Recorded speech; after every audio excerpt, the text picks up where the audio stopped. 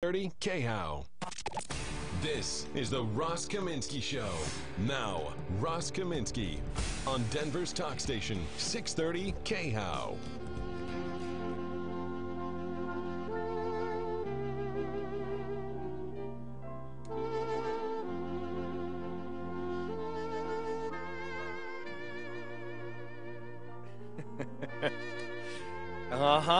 Welcome to 2019. How about that, producer Shannon? That was a fast year, actually. I don't know where that year went. Somebody once said, and I think this related more to being a parent than anything else, but I think it applies throughout the rest of life. The days are long, but the years are short. Isn't that true? They might have said it the other way. The years are short, but the days are long. But whichever way, it sure does feel that way, doesn't it? Now, first, I didn't have any champagne. I hope you did. Shannon, did you have any champagne on New Year's? No, Shannon's not a big drinker. I'm not a big drinker either. So we did what we usually did, actually, and that is we put on the TV just before 10 o'clock and watched the ball drop in Manhattan and called it good. We did one thing differently, and unfortunately, I don't have audio or video for you on this. Next year, I promise you I'll get it. So, our little French bulldog, Ruben, we've discovered that if you howl in front of him, you can get him to howl along with you, and it is beyond funny. It is just the cutest thing you've ever seen in your life.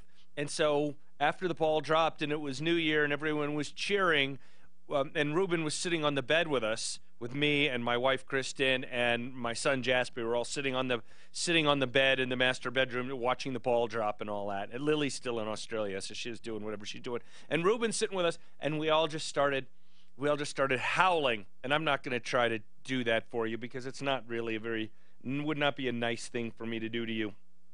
On the first time we're talking this year. But we all just started howling, and then Ruben started howling. And he howled in the year with us. And he does this funny little kind of closed mouth howl, like with his lips pursed. It's not like a wolf opening his mouth real wide. He's a little French bulldog. It was a great way to start 2019. And I hope it's gone well for you in the 48 hours or so. Let's see, today's the 2nd, right? So it's 24 plus, it's 30 hours since that. 30 hours since we howled in the new year with Ruben. I hope it's been a great 30 hours for you, and I'm really looking forward to a great year, not just on the show, but continuing to get together with listeners whenever I can, hanging out for lunch or getting a beer or going to the movies or whatever else. I don't think there's another eclipse this year, but maybe we'll find some other cool thing to do, and I hope you had a great new year. Let me just tell you a little bit about what I did on winter vacation. So Kristen wanted a few days alone, and Lily was in Australia with her grandma, Kristen's mom. And so I took Jasper to Dallas. We just really picked a random city because I wanted to go to a place that I thought would be warmer than Colorado and where I could get reasonably priced airfare on short notice. Right, if I really wanted to, go to Mexico or Belize or something like that, but those ticket prices were insane, and I didn't even bother trying to find a hotel on short notice. And once I saw the ticket price, I just thought, okay. So here's what I did. This was actually my research strategy. I went online and looked for. Oh, and we're live. Producer Shannon informs me we're on YouTube and Facebook Live right now. Thank you for that, Producer Shannon. I'm wearing this kind of heavy black thing today because when it's very cold outside, it gets pretty cold in the studio because there's so much glass around it. And then I came in and realized that somebody had put the thermostat so far down. It wasn't quite on Shannon, but it was well below, kind of human. And so Shannon's temperature for his room is sort of Yeti, I would say, abominable snowman. Yeah, you can see his breath in the control room, and he likes it that way. That's how he thrives. It would be like if you took a big like a mountain goat from the top of Mount Bierstadt or Evan or whatever they are, and put him in a warm room. That mountain goat would say, "Dude, no, put me back in the temperature that I thrive in, and that's producer Shannon. But it's not me. So when I visit producer Shannon during the show and I walk around and I go into the control room, I go in there and I shiver for a little bit and then I come back out and it's fine. It's fine. Anyway, so I'm wearing this kind of heavy shirt today. I wore it on purpose because I knew it was going to be cold in here. But I digress. So we went to Dallas, and one of the reasons I chose Dallas was that it had a water park in a suburb of Dallas called Grand Prairie, which appears to all purposes, just based on looking at it through the window of our Uber ride along the interstate, like not a particularly interesting town. I'm sorry if you're from Grand Prairie. Maybe there are more interesting parts. But anyway, it had a big, pretty nice water park, which was not quite as good as Great Wolf, but had the advantage that you didn't have to stay there for $300 or $400 or $500 a night. You just go for the day, which we did. So that was really cool. But we did some other stuff in Dallas, and let me say this. I think Dallas is not the most exciting city, but there is enough to do there for several days of vacation that it was a good little visit. So we went to the Perot Science Museum, which was cool. We went to the Dallas Aquarium, which was really cool, and it was one of those places that has this tunnel that you walk through with the very large aquarium then over your head. So you're walking through the fish, and I will tell you what, that Dallas Aquarium was only I think the second or third time in my life that I have seen a living example of a sawfish. You remember the sawfish, Shannon? And it's kind of like, I was going to say it's like a shark, but it's almost more like a weird form of stingray. Because you look at its mouth as it goes over you in this tunnel, and it has that mouth that's just kind of a slit across a flat plane on the bottom of it, very, very much like a stingray, but then the shark kind of aspect, this saw out in front of it, is basically like his teeth, but on the outside of his body on this thing that's a yard long. It's just amazing, and they're swimming around over your head, and it was really, really cool. So I really like the Dallas Aquarium. The Dallas Museum of Fine Art had a really good collection, and it was free. And then I will say one of the highlights of the trip, for me and for Jasper, the latter of which kind of surprised me. I didn't think he would like it as much as he did. We went to the 6th floor museum. So Shannon, by the look on his face, knows what I'm talking about. The 6th floor museum, that it is the 6th floor of the former Dallas School Book Depository from which Lee Harvey Oswald shot and killed John F. Kennedy. And I like how they did it, because at least inside the museum, there aren't tour guides. Instead, everybody gets headphones and a little device that looks something like an iPhone. Isn't really an iPhone, but your headphones plug into it. And you go around, and there are all these kind of large signs with pictures and words and all kinds of stuff. And at each sign, you hit the button, and it plays for you, a guy with a great voice talking about what happened, and it takes you through the culture of the 60s and what was in this and all the kind of stuff that was going on, and John F. Kennedy talking about sending a man to the moon and all kinds of stuff, and guides you through the political situation and how people warned JFK not to go to Dallas, but that's because they were afraid of it's just like now. They were afraid of the far right wing, and everybody wants to talk about the right, the far right wingers who pose a threat to Kennedy, right? And he said, "No, I'm going," and then everything seemed fine, and all these, signs, and people loved him, and kids, and waving, and then he's killed by a communist. But the whole thing is really well done.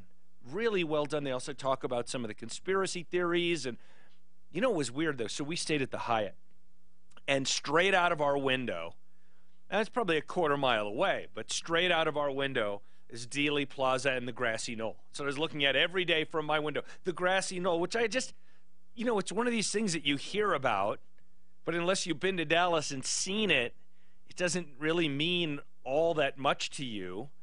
It's smaller than I thought. Have you been there, Shannon? It's smaller than I thought it was. I'm gonna try to describe this to you. Okay, so you look out, and there's this area that's a large grass area that is almost, now this is not the grassy knoll, this is next to the grassy knoll, Daly Plaza, and it's almost heart-shaped, except that it's divided vertically down the middle by a road. And so there are these two separate grassy areas, and each one, left and right, look something like the left side and right side of a heart if you were to draw it, right? And most of that, the lower two-thirds of each of those sides of a heart, is grass. Oh, while we were there, we were still within that 30-day window of the death of President George Herbert Walker Bush. So the flags on Daly Plaza were at half-staff, which made it all the more somber or sobering or something, thinking about John F. Kennedy. So you've got that, and then as you go, well, I'm going to call it to the left, looking out from my hotel window on a map. Gosh, I'm not even sure what direction that is on a map. I should know. I'll figure it out. But anyway, as you go across, I guess that's Elm Street. Just on the other side, there is the grassy knoll. And it is probably 75 yards long, maybe. This thing is much smaller than a football field. It's probably two-thirds the length of a football field and half the width of a football field, and it's just a little grass-covered hill that has some trees growing on it that are a lot bigger now than, 50 years ago when Kennedy was 55 years ago when Kennedy was shot. But the whole thing was fascinating, and talking about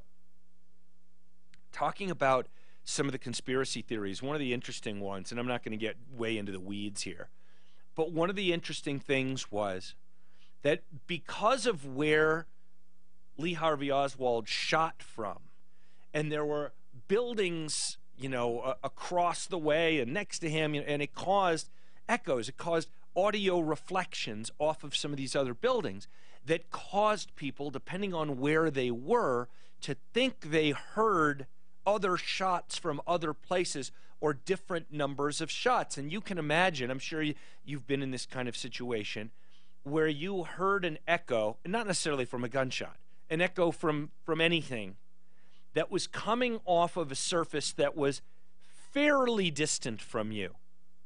And at that point, it almost sounded like there were two distinct pieces of audio, rather than just, echo, echo, right? But, you'd say, how a kid will yell echo to hear what comes back, right? Instead, echo, and then a pause, echo, and you think, a bystander might think they heard two different voices. And so that appeared to have happened, and people thought there was a shot from the grassy knoll.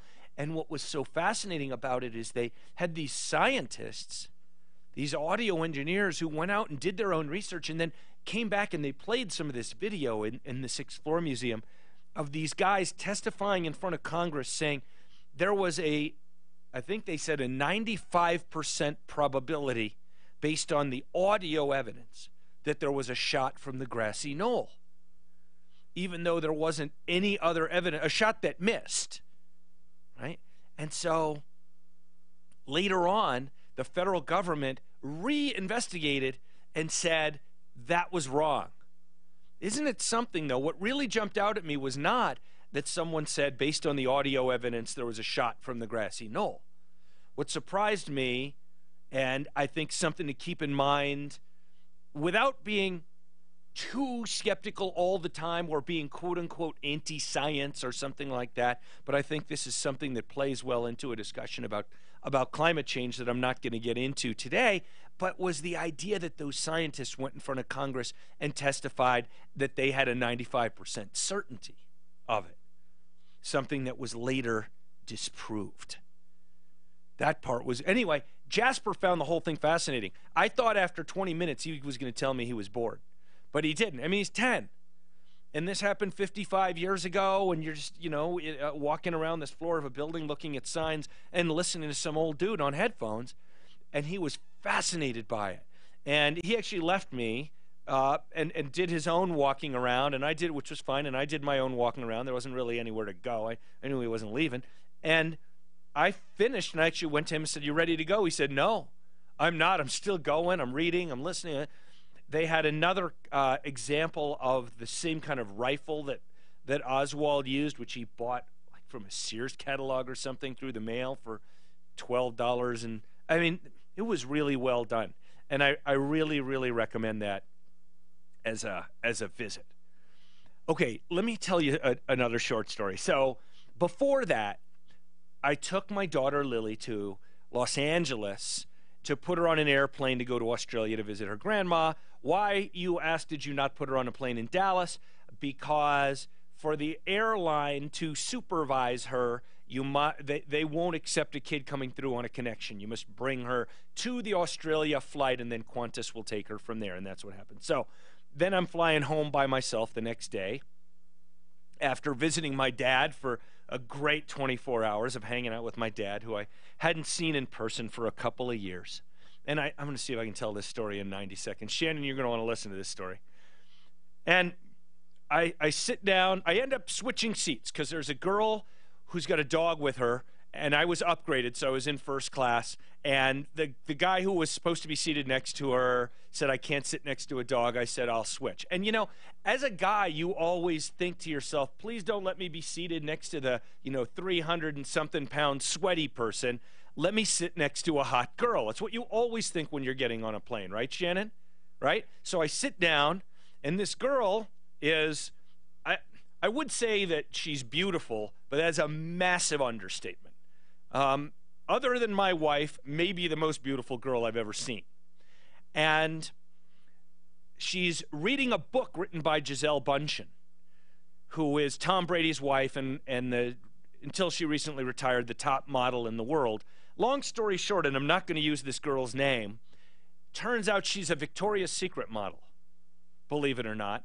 And we actually had some conversation, and she's in her 20s, right? We didn't really have a lot to talk about. And what was kind of weird is I felt more like I was her dad, or it wasn't like I was hitting on her. I'm happily married, but it was a very odd experience, almost unsettling, but still kind of cool, right? All right, we'll be right back with a stock market contest. It is sponsored by Rocket Mortgage by Quicken Loans. Cold temperatures as you head out this morning. Happy New Year. If you park outside, give yourself a moment, scrape off your windows. Still have some slick conditions heading out of your neighborhoods. Still have some icy spots as well along some of the side roads and shaded areas. Interstates are getting busier. One trouble spot, southbound I-25 at 84th Avenue. Running right there from 104th. An accident, spin-out crash, northbound Parker Road, ramp onto southbound 225, and there's water main break, southbound Colorado Boulevard shut down at I-25, water main break 8th and Wadsworth. Denver's forecast is going to be sunny, much warmer today with a high near 43, tonight low of 18, 50 degrees tomorrow. Right now 11 degrees. With the traffic and weather, I'm Susan Phelan, 630 KHOW. Rocket Mortgage is with you every step of the way to provide a seamless mortgage experience. Visit rocketmortgage.com today. Licensed in all 50 states, equal housing lender, NMLS number 3030. So Shannon played a little audio of champagne noises going into New Year, and that's awesome for everybody who can drink without a problem. But if you're somebody who has a problem with it, you need to do something about it. And we talked about it going into the holidays can be a very, very difficult period for people struggling with alcoholism. And then coming out of the holidays, I mean, maybe you're someone who's been struggling with alcoholism and we're doing okay, and the holidays kind of put you back on a bad track again with all the pressure to be drinking around friends or family or work colleagues. I want you to know that there's someone you can talk to, someone who can help you, and of course, is, well, all the people at Go Sober. If you need this kind of help and you want a program that really works, I want you to learn more at gosober.org. Greg Hoffman founded the place because other programs weren't working for him. This will work for you. Learn more at gosober.org. Hey guys, Ken here from the hit podcast Today's Growth. Who would win a 3-mile bicycle race, an 11-year-old girl or last year's winner of the Tour de France? It all depends on the bicycle. It depends on their vehicle. Both on a 10-speed and the pro racer is going to win every time. But put the racer on a tricycle and the 11-year-old wins every time. You see, it's not the driver, it's the vehicle.